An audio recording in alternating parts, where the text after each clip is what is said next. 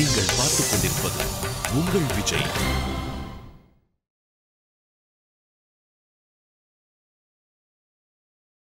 Hi and welcome to Time Pass with me Vignesh Karthik.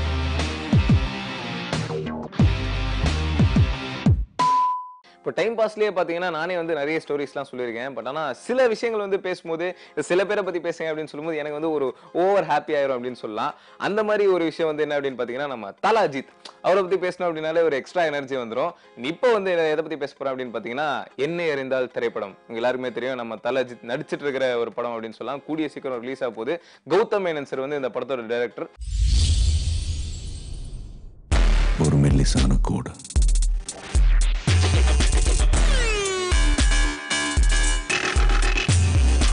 கோடுக்கு இந்த பக்கம் இருந்தா நான் நல்லவன்,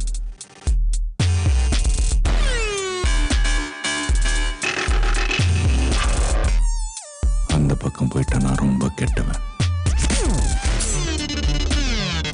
இந்த பக்கமா இல்ல அந்த பக்கமான முடிவு பண்ண நேரம் வந்துச்சு வாழ்க்கையில. ஒரு நாள் வாழ்க்கை என்ன ஒருத்தனை மாத்திச்சு.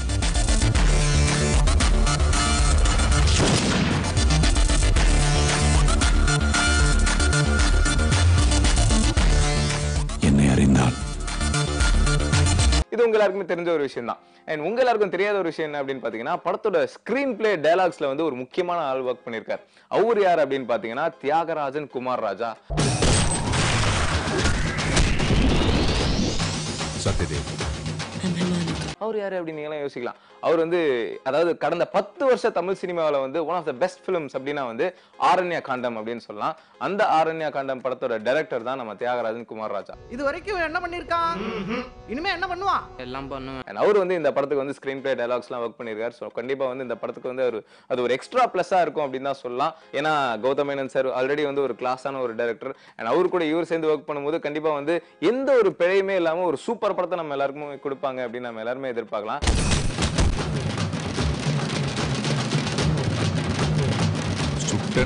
படம் வந்து பொங்கலுக்கு வரும் அப்படின்னு எல்லாருமே ரொம்ப எதிர்பார்த்தோம். பட் பொங்கலுக்கு வராது வந்து ஒரு சின்ன ஏமாற்றம் தான். இருந்தாலும் பரவாயில்ல, ஜான் 29 வந்து படத்தை தள்ளி வச்சிருக்காங்க. ஸோ 29 வந்து தமிழ்நாட்டுக்கு வந்து ஒரு பெரிய பொங்கலை காத்துக்கிட்டு இருக்கு அப்படின்னு தான் சொல்லணும்.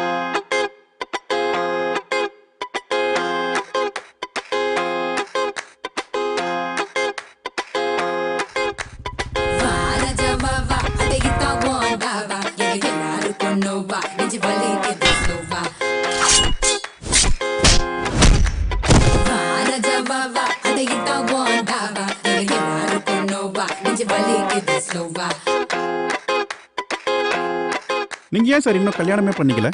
எனக்கு பேயினா பயம். அண்ட் படத்தோட ட்ரெய்லர் கூட வந்து ரீசெண்டா ரிலீஸ் ஆச்சு. ட்ரெய்லருக்கு செம்ம ரெஸ்பான்ஸ்.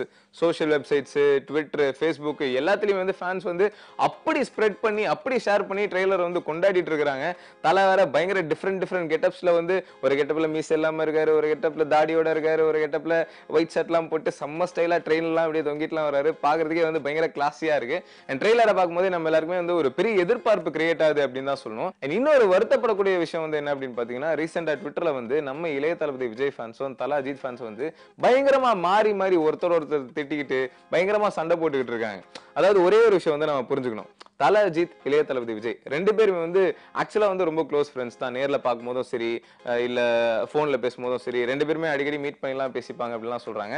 ரெண்டு பேரும் ஆக்சுவலா வந்து ரொம்ப க்ளோஸ் ஃப்ரெண்ட்ஸ் தான். ஆனா நாம ரசிகர்கள் வந்து இந்த மாதிரி இன்னொரு ஆக்டரை பத்தி தப்பா பேசி இது வந்து பாக்குறதுக்கே ஒரு மாதிரி தப்பான ஒரு விஷயமா இருக்கு. ஸோ தயவு செய்து அந்த மாதிரி பண்ணாதீங்க. இப்ப நீங்க வந்து விஜய் ஃபேன்ஸ் அப்படின்னா இல்ல நீங்க வந்து அஜித் ஃபேன்ஸ் அப்படின்னா உங்களோட ஆக்டரை வந்து நீங்க பெருமையா பேசுங்க. ஆனா அடுத்த ஆக்டரை தப்பா பேசுறது வந்து ரொம்ப தவறான ஒரு விஷயம். ஸோ தயவு செய்து அதை வந்து குறைச்சிக்க ட்ரை பண்ணுங்க. இந்த மாதிரி விஷயங்கள் வந்து ஆரோக்கியமான விஷயம் கிடையாது அப்படின்னு தான் சொல்லுவோம். அண்ட் உங்களோட ஃபேவரட், இப்போ நீங்க வந்து அஜித் ஃபேன் இல்ல விஜய் ஃபேன் அப்படின்னா கண்டிப்பா உங்களோட ஃபேவரட் ஸ்டார்ஸும் வந்து இதை லைக் பண்ண மாட்டாங்க. ரீசெண்டா வந்து விஜய் சாரும் சொல்லியிருக்காரு, அஜித் சாரும் சொல்லியிருக்காரு, இந்த மாதிரி அடுத்த ஆக்டர் வந்து தாக்கி பேசாதீங்க, இது வந்து எனக்கு பிடிக்கவே பிடிக்காது அப்படின்ட்டு. ஸோ தயவு செய்து அதை ஃபாலோ பண்ண ட்ரை பண்ணுங்க. அண்ட் அகைன் உங்க எல்லாருக்குமே வந்து என்ன இருந்தாலும் வந்து கூடிய சீக்கிரம் ரிலீஸ் ஆக போகுது. So wait and watch. என்ன ரெடியா? சத்யதேவ்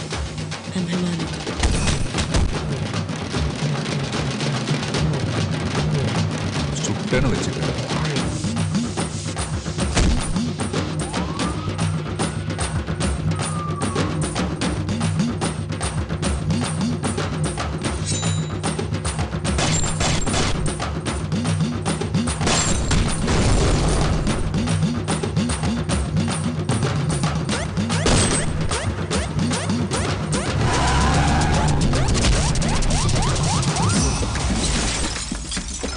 இன்னொரு நிமிஷம் நீங்க இருந்த உன் தலை இருக்காது. Now get out! I said get out! யார்டா விளையாட்டு கட்டுற?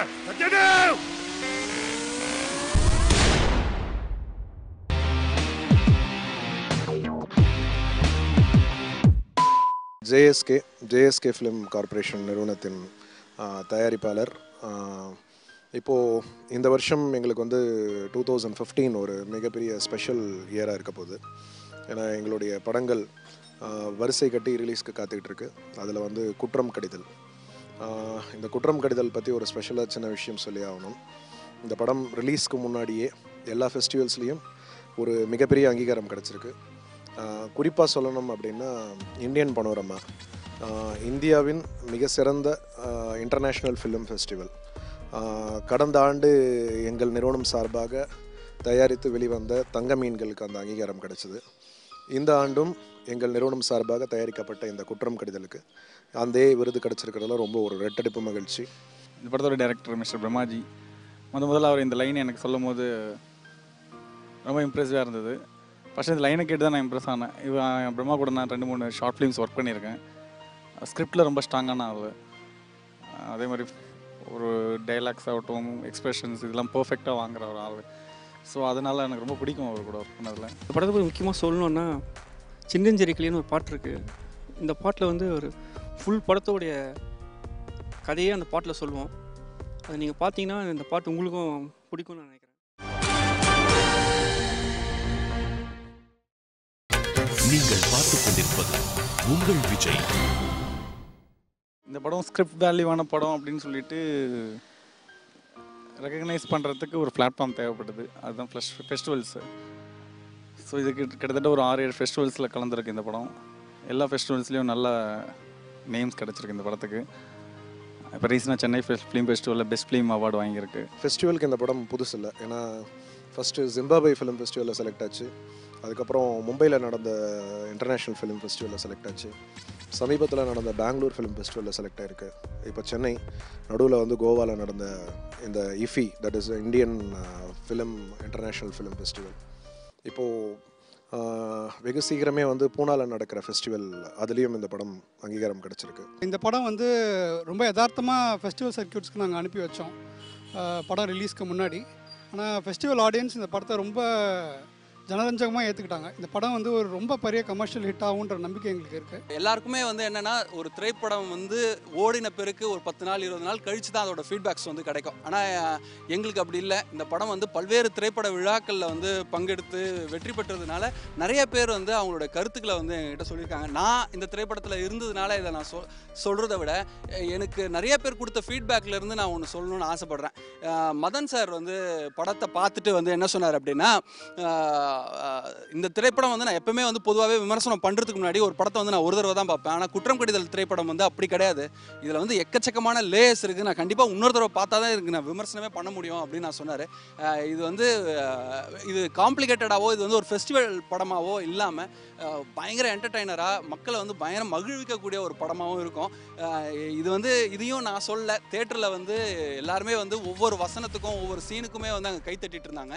இதை கண்டிப்பாக வந்து நீங்கள் வந்து திரையரங்களை வந்து பார்க்கும்போது நீங்களும் அதை அனுபவிப்பீங்கன்னு நினைக்கிறேன். நிறைய பேர் கேட்டாங்க, என்ன நீங்கள் ரிலீஸ்க்கு முன்னாடியே ஃபெஸ்டிவல் காமிச்சிட்டிங்க அப்படின்னு சொல்லிட்டு. இந்த விஷயத்தை நான் குறிப்பாக சொல்லியே ஆகணும். இந்த படம் வந்து முழுக்க முழுக்க எல்லாருமே புதிய முகங்கள். இந்த படத்தில் வந்து ஒரே ஒரு விஷயம், இந்த ஜேஎஸ்கே மாத்திரம்தான் எல்லாருக்கும் ஓரளவுக்கு தெரிஞ்சிருக்கும். இன்னைக்கு கரண்ட் சினிமா ட்ரெண்டில் வந்து பப்ளிசிட்டி அப்படிங்கிறது ரொம்ப ஒரு ஆலமரமாக விஸ்வரூபம் எடுத்திருக்கிற ஒரு மிகப்பெரிய ஒரு விஷயமா இருக்குது. அதுக்கு பெரிய படத்துக்கு செலவு பண்ணலாம், சின்ன படத்துக்கு அவ்வளோ செலவு பண்ண முடியாது. ஏன்னா இன்றைக்கி பப்ளிசிட்டியை பார்த்திங்கன்னா கிட்டத்தட்ட ஒரு படத்துக்கு வந்து 1.5 கோடி 1 கோடி 2 கோடிங்கிறாங்க. நம்ம ஒரு படத்தை எடுத்து வச்சுட்டு அவ்வளோ பப்ளிசிட்டி பண்ணி அந்த ரெவென்யூவை எடுக்க முடியுமா அப்படின்றது ஒரு மிகப்பெரிய கேள்விக்குறியாக இருக்குது. குறிப்பாக இந்த மாதிரியான புதுமுகங்கள் புது படங்களுக்கு அடையாளம் அப்படின்றது பார்த்திங்கன்னா பப்ளிசிட்டி கொடுத்தா மாத்திரம்தான் இந்த படம் அப்படின்ற ஒரு விஷயத்தை மார்க்கெட் வர்றதுக்கு முன்னாடி தெரியப்படுத்தலாம். நான் படம் ஃபஸ்ட் காப்பி ரெடியானோட பார்த்தேன். அன்றைக்கே டிசைட் பண்ணிட்டோம், இந்த படம் எல்லா ஃபெஸ்டிவலுக்கும் அனுப்பணும், அனுப்பிச்சு எல்லா இடத்துலையும் இது கட்டாயம் செலக்ட் ஆகும் அப்படிங்கிற ஒரு ஓவர் கான்ஃபிடென்ஸ் எங்களுக்கு வந்து, எங்களுடைய கான்ஃபிடென்ஸ் வந்து தவறாமல் எல்லா இடத்துலையும் இது கிடச்சிருக்கு. ஸோ இப்போ என்ன ஆயிடுச்சு அப்படின்னா, இந்த படத்தின் மேலே எல்லாருக்குமே நேச்சுரலாக ஒரு பார்வைப்பட்டிருக்கு. யார் இந்த படம், யார் டைரக்டர், என்ன படம், என்ன கதை அப்படின்னு எல்லோரும் கேட்க ஆரம்பிச்சிட்டாங்க. ஸோ இப்போ இந்த படத்துக்கான அடையாளம் அவ்வளோ பப்ளிசிட்டி பண்ணி தேவைப்படாது. ரொம்ப ஒரு குறுகிய பப்ளிசிட்டியில் இந்த படத்தை வந்து பப்ளிசிட்டி கொடுக்கும்போது நமக்கான அந்த விளம்பர செலவுகள் மிகப்பெரிய மிச்சமாகும். இந்த நுணுக்கத்தை இந்த படத்தில் பயன்படுத்தணும், இந்த மாதிரியான ஒரு விஷயத்தை வந்து நம்ம கொண்டு வரணும் அப்படின்னு நாங்கள் கணிச்ச ஒரு விஷயம் தொய்வடையில் ரொம்ப மகிழ்ச்சியாக இருக்குது. இதில் நிறைய ட்ராவல் இருந்தது இந்த படத்தில். உதாரணத்துக்கு நீங்கள் படம் பார்க்கும்போது உங்களுக்கு தெரியும், ஒரு லாரியில் ட்ராவல் அப்படின்னு இருக்காங்க. ஒரு மிட் நைட்டில் லாரியில் ட்ராவல் அப்படின்னா அந்த லாரியோட ட்ராவலில் நாங்களும் ட்ராவல் பண்ணி போய் அதை வந்து ரியலாக அந்த என்ன எப்படி இருக்குது அப்படின்ற விஷயத்த நிறையலாம் கொடுக்கணும். ஸோ சினிமாட்டிக்காகவும் போகாமல் ஒரு லைவ்னஸையும் மீறாமல் இது ரெண்டுத்துக்கும் மிட்வேல பிளாட்ஃபார்மில் ட்ராவல் பண்ணணும். ஸோ இந்த மாதிரி நிறைய லைவ் அட்மாஸ்பியரில் ஷார்ட்ஸ் எடுக்கிறது, அந்த மாதிரி விஷயம்லாம் இதில் ட்ரை பண்ணியிருக்கோம் புதுசாக. இந்த படத்தில் இன்னும் நிறைய புதுமுகங்கள் நடிச்சிருக்காங்க. முக்கியமாக ராதிகா பிரஷிதா, இந்த படத்துடைய மெயின் ஃபீமேல் லீட். அவங்க ஒரு தியேட்டர் ஆர்டிஸ்ட். இந்த படத்தில் லீட் ரோலில் ரொம்ப நல்லாவே பர்ஃபார்ம் பண்ணியிருக்காங்க.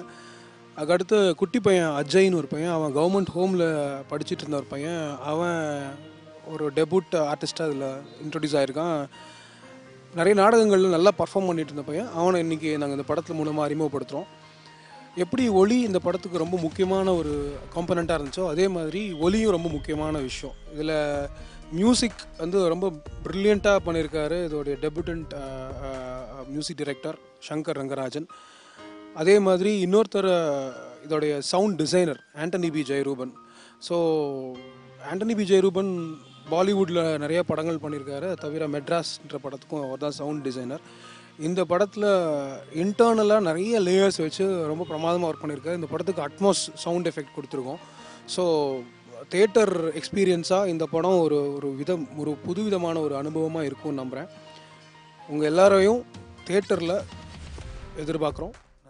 பொங்கல் தீபாவளி அப்படின்னாலே நம்ம எல்லாரும் எதிர்பார்க்குற விஷயம் என்னன்னா, அன்னைக்கு வந்து என்ன படம் ரிலீஸ் ஆகுது, எந்த படத்தை நம்மளோட குடும்பத்தோட நம்மளோட ஃப்ரெண்ட்ஸோட ஃபர்ஸ்ட் டே ஃபர்ஸ்ட் ஷோ ஜாலியாக பார்த்து என்ஜாய் பண்ணலாம் அப்படின்றது தான்.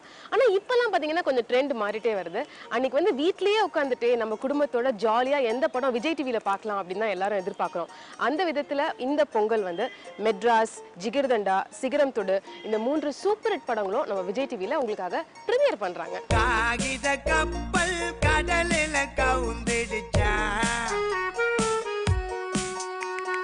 காதலில் தோத்திட்டு கண்ணத்தில கைய வச்சிட்டா. 15th வந்து பொங்கல் அன்னைக்கு வந்து மெட்ராஸ் படம் வந்து விஜய் டிவியில் வந்து முதல் முறையாக ஒளிபரப்புறாங்க. ரொம்ப சூப்பரான விஷயம். ஏன்னா விஜய் டிவி வந்து ரொம்ப இன்னோவேட்டிவான நிறைய விஷயங்களை வந்து பொழுதுபோக்கு அம்சங்கள்லேயே வந்து ரொம்ப தரமான சில விஷயங்களை வந்து பண்ணிட்டுருக்காங்க. அவங்களுடைய திரைப்படங்களும் வந்து அதே மாதிரியான திரைப்படங்களை தான் அவங்க வந்து வாங்கி ரிலீஸ் பண்ணிட்டுருக்காங்க. அந்த வகையில் வந்து பொங்கலில் வந்து நிச்சயமாக மெட்ராஸ் வந்து உங்களுக்கு திருப்தி அளிக்கக்கூடிய படமாக இருக்கும். விஜய் டிவியில் பார்த்து சந்தோஷமாக என்ஜாய் பண்ணுங்கள்.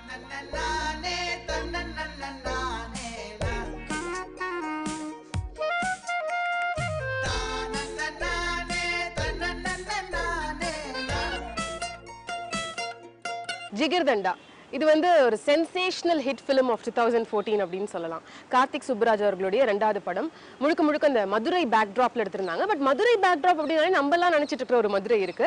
அப்படி இல்லாம வேறொரு பரிமாணத்துல இந்த என்டையர் மதுரை டிஸ்ட்ரிக்டை வந்து காமிச்சிருந்தாங்க.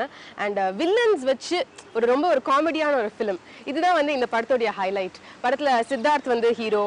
அண்ட் அதுக்கப்புறம் அவரோட சப்போர்ட்டிங் காஸ்டா வந்து கருணாகரன் மாதிரி நிறைய பேர் நடிச்சிருப்பாங்க. ஹீரோயின் வந்து லக்ஷ்மி மேனன். அண்ட் முக்கியமா வந்து பாபி சிம்ஹா பத்தி சொல்லியே ஆகணும். அவர் தான் வந்து main villain of the film. ஹீரோக்கு பவர்ஃபுல்லான ஒரு வில்லன். ஆனால் வந்து நம்ம ரொம்ப ஒரு ஹீரோயிசம் எதிர்பார்த்துட்டு ஒரு மேஜரான ஒரு ஹீரோ, ஒரு மேஜரான வில்லன் பயங்கரமாக இருக்கும் அப்படின்னு எந்த ஒரு எதிர்பார்ப்பும் இல்லாமல் போகும்பொழுது நம்மளை வந்து அசர வச்சு கைத்தட்டல், விசில் எல்லாமே அடிக்க வச்ச ஒரு படம் தான் ஜிகிர்தண்டா. நிறைய அவார்ட்ஸ் வந்து இப்போ 2015 இந்த படத்துக்காக கிடைச்சிட்டு இருக்கு. One of the brilliant works. இதில் வந்து மியூசிக் ஆகட்டும், ரீரெக்கார்டிங் ஆகட்டும், இல்லை படத்தோட கதை கரு எல்லாமே வந்து ரொம்ப இன்ட்ரெஸ்டிங்காக இருந்துச்சு. ஒரு ஹாலிவுட் தரம் வாய்ந்த பெருமைக்குரிய ஒரு தமிழ் படம் அப்படின்னு இந்த படத்தை சொல்லலாம். செம்மையா வாழ்தாண்டான்ற மாதிரி வாழணும், அவ்வளோதான். அதுக்கு தேவையான எதையும் செய்யலாம், எவனையும் கொள்ளலாம், தப்பில்லை.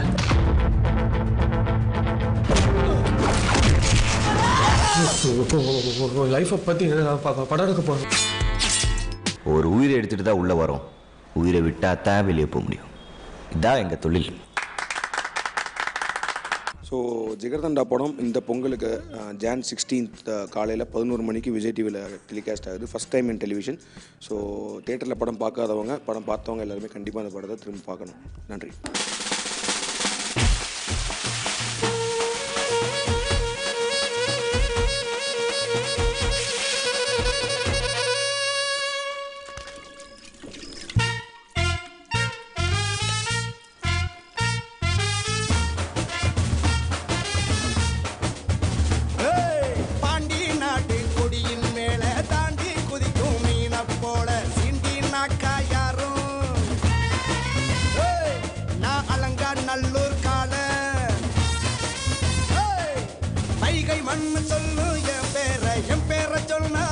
பறக்கும் பாரு, புழுதி பறக்கும் பாரு, புழுதி பறக்கும் பாரு, புழுதி பறக்கும் பாரு.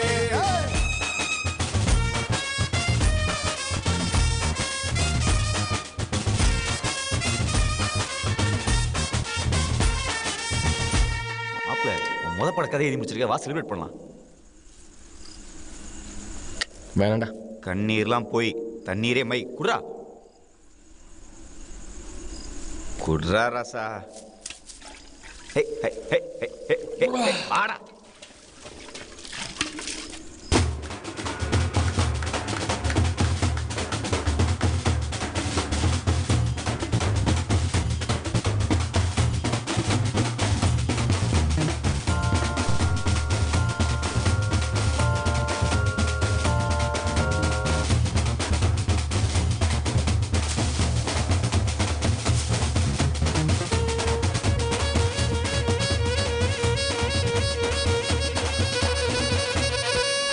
சிகரம் தொடு விக்ரம் பிரபு வந்து இப்போ பார்த்தீங்கன்னா கண்டினியூஸாக நிறைய படங்கள் கொடுத்துட்ருக்காரு. அந்த வரிசையில் ஒரு இன்ட்ரெஸ்டிங் ஃபிலிம் தான் இது. ATM robbery. இது வந்து ரொம்ப ஒரு அழகான கான்செப்ட். இந்த கான்செப்டை எடுத்துக்கிட்டு ஒரு படம் வந்து ஃபுல் அண்ட் ஃபுல் அதை பற்றி எடுத்திருந்தாங்க.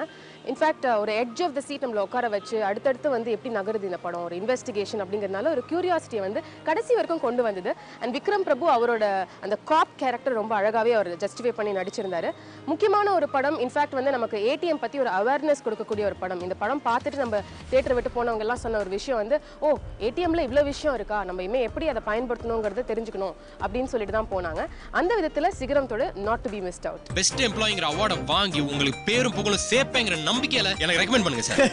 காமெடி பண்ணிட்டு இருக்கிற இப்ப இருக்கிற பசங்களுக்கெல்லாம் சின்சியாரிட்டிங்கிறது சிங்கிள் டீ சாப்பிடுற மாதிரி. முரளி பாண்டியன் நாளைக்கு கோவா கிளம்புறோம். ஃளைட்லயா? அப்பாக்கு தெரியாம. எனக்கு பேரும் புகழும் வாங்கி தருவாங்க நம்பிக்கை நிறைய இருக்கு. ராத்திரியோட ராத்திரியா நம்ம கோவால லூட்டி அடிக்கிறதுக்கு 10 பியூட்டி ரெடி பண்ணிட்டீங்களே. I appreciate you. டி இமானின் இசையில் உங்க கார்டு, உங்க 4 டிஜிட் சீக்ரெட் நம்பர் எப்படி சார் வெளியே போச்சு? ஒரு ஸ்வைப் 2000 USD. போலீஸ் ப்ராப்ளம் பெருசாகிறதுக்குள்ள செட்டில் ஆகணும். இப்போ அந்த ரமணாவை எங்க பார்க்கலாம்? வண்டி சிக்னல் கிராஸ் ஆயிடுச்சு. ஸ்ட்ரைட் கட் பண்ணு.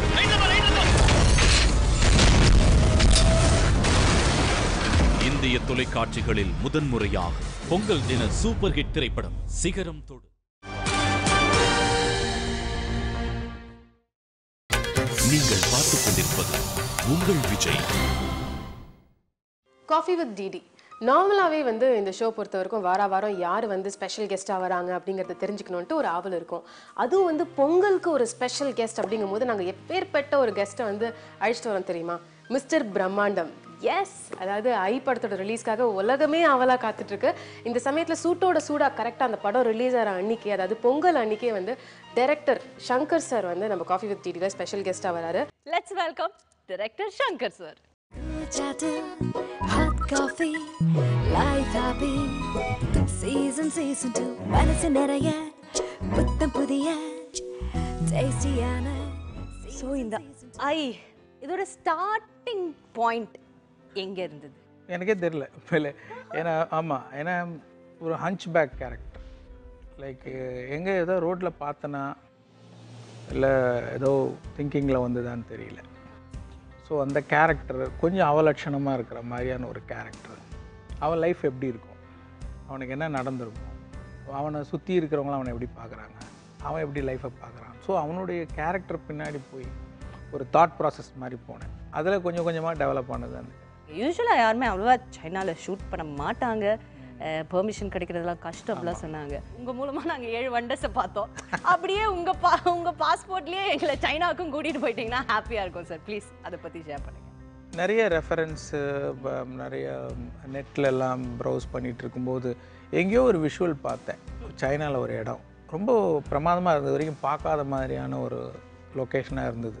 ஸோ இந்த மைண்டில் ஓடிட்டுருக்கிற அந்த கதைக்கு அந்த இடம் சரியாக இருக்கும் அப்படின்ற மாதிரி நான் ஃபீல் பண்ண உடனே அது என்னென்னா லைக் அதுவும் லாட் ஆஃப் ஒரு ஃப்ளவர் வேலி மாதிரி தான். என் படத்தில் நிறைய பண்ணியிருக்கேன். இப்போ நீங்கள் அன்னியனில் பார்த்தீங்கன்னா ஆம்ஸ்டர்டாமில் டியூலிப் இது எடுத்திருக்கேன். பாய்ஸில் பார்த்தீங்கன்னா இந்த லாவெண்டர் ஃபார்ம் எடுத்திருக்கேன். இன்னொன்று யாஷ் சோப்ரா அவருடைய படத்தில் பார்த்தீங்கன்னா நிறைய அந்த ஃப்ளவர் பெட் வரும், அப்புறம் இந்த எல்லோ ஃப்ளவர்ஸ் வரும், நிறைய வந்துருச்சு. ஆனால் இது ரொம்ப வித்தியாசமாக இருக்குது, ரொம்ப ஸ்டெப்பாக இருக்கிற மாதிரி. அது வரைக்கும் பார்க்காத மாதிரியான ஒரு இடமா இருந்தது. அது எங்கே அப்படின்னும் போது சைனா அப்படின்போது நான் அந்த படம் யார் ப்ரொடியூசரு ஒன்றும் எதுவுமே லாக் பண்ணல. அதுக்கு முன்னாடி ஆமாம், அதுக்கு முன்னாடியே என்னென்னா அது நவம்பரில் மட்டும்தான் அந்த மாதிரி அந்த அந்த அந்த ஆமாம் அந்த மாதத்தில் ஒரு வாரத்தில் தான் அது இருக்கும் கரெக்டாக பீக்காக. ஸோ அந்த டயத்துக்கு போன உடனே இனி ப்ரொடியூசர் ஃபிக்ஸ் பண்ணி அதுக்கெல்லாம் போனால் வந்து டைம் ஆகும்னு சொல்லிவிட்டு நான் கிளம்பி போயிட்டேன் நான் மட்டும். ஸோ முன்னாடியே நான் பார்த்து அந்த இடம் லாக் பண்ணிவிட்டு அதுக்கப்புறம் தான் ப்ரொடியூசர்லாம் ஃபிக்ஸ் ஆகி ஸோ அந்த இடம் போய் ஷூட் பண்ணோம். அது மட்டும் இல்லை, நான் என்ன முடிவு பண்ணேன்னா லைக் இது வரைக்கும் பார்க்காத லொக்கேஷன்ஸாக இருக்கணும் அப்படின்னு பார்க்கும்போது நாங்கள் போன இடம்லாம் வந்து ஒரு இன்ஃப்ராஸ்ட்ரக்சரே கிடையாது. ஐ மீன் இந்த ட்ராவலர்ஸ்க்கு டூரிஸ்ட்க்கெலாம் அந்த இதுவுமே இல்லை. ஏன்னா ரொம்ப தூரம் வேறு, போய் ரீச் ஆகிறதே ரொம்ப கஷ்டம். அதனால் கிளைமேட்டிக் கண்டிஷன்ஸ் வேறு ஹேவாயராக இருக்கும்ல. ஆமாம், அங்கே ஏதோ ஒரு குட்டி குட்டி லாட்ஜிலலாம் தங்கி எடுத்தோம். இப்போ இந்தியாவில் எடுத்துக்கிட்டிங்கன்னா இப்போ லடாக் இருக்குது பார்த்தீங்களா, ரொம்ப தள்ளி இருக்குது. அந்த மாதிரி சைனாவில் உள்ள எல்லா லடாக்கும் சைனாவை சுற்றி எல்லாம் பார்டரில் இருக்குது. ஸோ ஃப்ளையிங்கு, அதுக்கப்புறம் ட்ரெயின் இல்லை பஸ்ஸு, அதுக்கப்புறம் இது ஜீப்பு அதுக்கப்புறம் சர்வீஸ். ஆமாம், ஏன்னா உங்கள் இது நீங்கள் சொல்லும்போது அங்கேருந்து மலை ஏறி இப்படி ஒன்று சொல்லும்போது இந்திரன் படம் மாதிரி எனக்கு அங்கே போகணும் டாட் அவ்வளோதான். இல்லை, அது நீங்கள் தான் நினைக்கிறேன், உங்களோட பர்சனாலிட்டி. ஸோ மிஸ் பண்ணாமல் பாருங்கள் Pongal special coffee with DD on Pongal மாலை 5 மணிக்கு. பொங்கல் அன்னைக்கு உங்களெல்லாம் விஜய் டிவியில் பார்க்க வரேன். படத்தை பற்றின விஷயங்களையும் என்னை பற்றின விஷயங்களையும் உங்களோட நான் பகிர்ந்துக்க போகிறேன். Coffee with DD.